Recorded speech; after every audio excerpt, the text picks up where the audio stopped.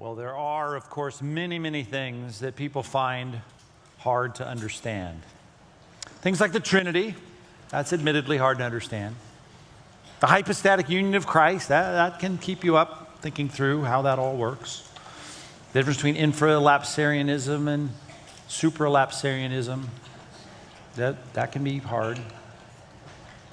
How cold fusion is possible.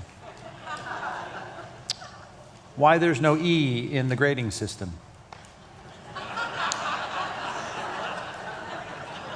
Why the little candy bars are called the fun size and the big ones aren't. It's no fun when they're smaller. And it may be that some of your non-Christian friends, they look at you and they find it hard to understand why you would be a Christian. At least the kind of Christian that you are. You know, you're all into it and stuff, and you can't do things on Sunday morning because you're at church, and you've got to do all these things that the Bible says, and you take it so seriously, and you seem kind of over the top about it all. Why do you have to be that kind of Christian? What's that all about? They don't understand it.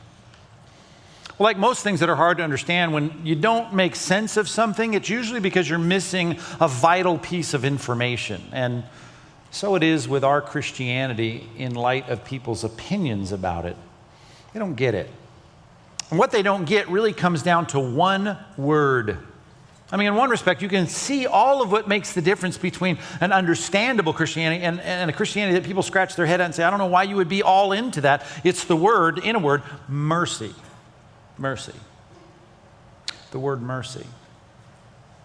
Now, mercy is a word that you think, well, that's not a very big theological word. It doesn't seem like a word that would answer all these questions about why I'm a Christian. Well, it really does. If you think about how mercy is presented to us in the Bible.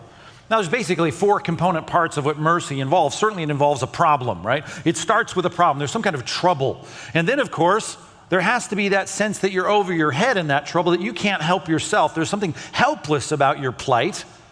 And then there's someone gracious, compassionate, condescending in their love, who reaches out to rescue you from that trouble. So far, so good. But the thing that holds it all together, if you really think about biblical mercy, it's this component part of it. That all of that is undeserved.